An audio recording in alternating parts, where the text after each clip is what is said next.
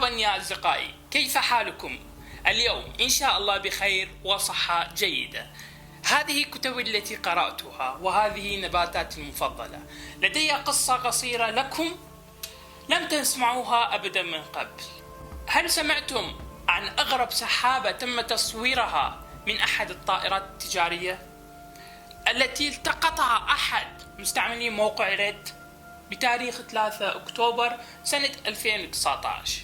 لاحظ المسافة الهائلة التي يغطيها الظلال الناتج عن السحابة. سبحان الله، متوسط وزنها السحابة الواحد يمكن أن يبلغ وزنها بين 500 كيلو جرام، يعني بمعادل حوالي 500 طن.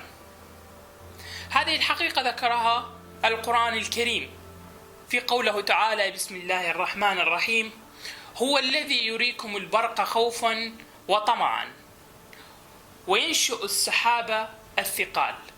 صدق الله العظيم. أكيد الكل تساءل كيف يطوف السحاب بالهواء برغم هذا الوزن الهائل؟ ببساطة لأن كثافة السحاب أقل من كثافة الهواء الموجود تحته، وبالتالي يستطيع الهواء حمل السحابة بمنتهى السهولة. أتمنى أن عجبتكم هذه الحلقة وأنتظر آراءكم في التعليقات، وأتمنى لكم التوفيق.